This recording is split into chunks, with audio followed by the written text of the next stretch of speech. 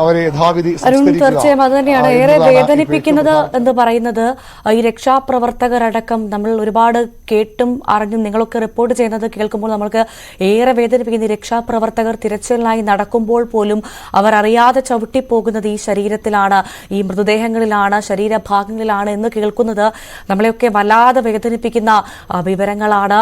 ഏറ്റവും ഈ തിരച്ചിൽ ഇങ്ങനെ ഓരോ ദിവസവും ഊർജിതമാകുമ്പോൾ ഏറെ വേദനിപ്പിക്കുന്നതും ഈ മരണസംഖ്യ ഉയരുന്നു എന്നത് തന്നെയാണ്. ഇപ്പോഴത്തെ കണക്കുകൾ പ്രകാരം 291 മരണങ്ങൾ സംഭവിച്ചു എന്നതാണ്. ഒരു നാട് മുഴുവൻ വിഴുങ്ങിയ ദുരന്തമെന്ന് നമ്മൾ ആവർത്തിച്ച് പറഞ്ഞുകൊണ്ടിരിക്കുന്നു. ഇന്ന് മുതൽ തിരച്ചിൽ കൂടുതൽ ഊർജിതമാകാനുള്ള തയ്യാറെടുപ്പുകൾ തുടങ്ങുമ്പോൾ മരണസംഖ്യ ഇനിയും ഉയരുമെന്നത് തന്നെയല്ലേ നമുക്ക് മനസ്സിലാക്കാൻ സാധിക്കുന്നത്. അരുൺ,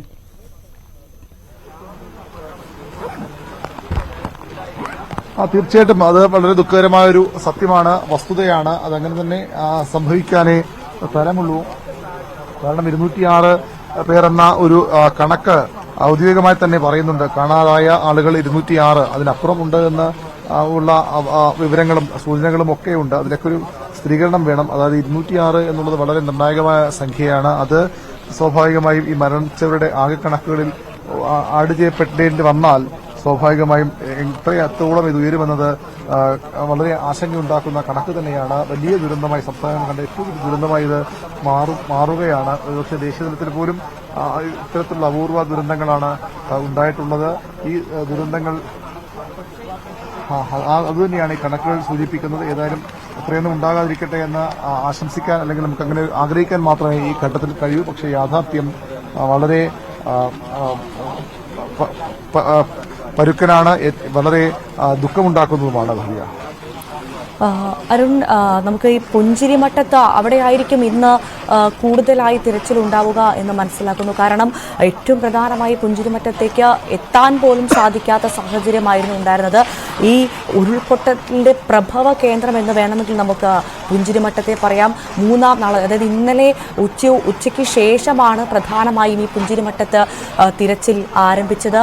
ബെയിലി പാലം വന്നതോടുകൂടി ഇന്ന് പ്രധാനമായും പുഞ്ചിരിമട്ടത്തും തിരച്ചിലുണ്ടാകുമല്ലേ?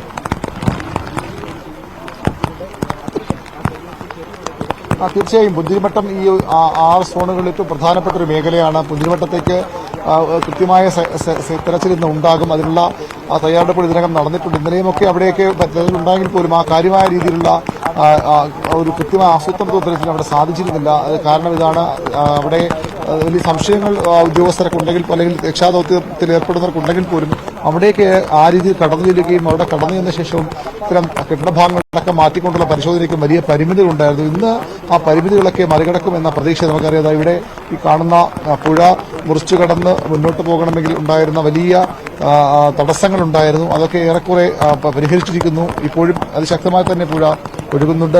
ഇതിന്റെ കഴിഞ്ഞ ദിവസം നിർമ്മിച്ച താൽക്കാലിക പാലമാണ്. ഇതിനപ്പുറത്തൊരു പാലം കൂടി നിർമ്മിച്ചിരുന്നു. അതിലൂടെയാണ് ആദ്യഘട്ടത്തിൽ ആളുകളെ അകത്തേക്ക് കടത്തിവിട്ടുന്നത്. രക്ഷാപ്രവർത്തകർ അവിടേക്ക് പോയിരുന്നത്. പക്ഷേ ബേലിപ്പാലം വരുന്നതോടുകൂടി അത്തരം തടസ്സങ്ങളൊക്കെ പൂർണ്ണമായും മാറുകയാണ്. അതുകൊണ്ട് തന്നെ രക്ഷാപ്രവർത്തകർക്ക് അവിടേക്ക് പോകാൻ അത്ര പ്രശ്നങ്ങളുണ്ടാകില്ല. അത് പുഞ്ചിരിമട്ടം അടക്കമുള്ള സ്ഥലങ്ങളിൽ വലിയ ഗുണം ചെയ്യുമെന്ന പ്രതീക്ഷ തന്നെയാണ് രക്ഷാദൌത്യത്തിൽ ഏർപ്പെട്ടിരിക്കുന്നവർക്ക് ഉള്ളത്. പുഞ്ചിരിമട്ടം ഏറ്റവും പ്രധാനപ്പെട്ട ഒരു കേന്ദ്രം തന്നെയാണ്. ഈ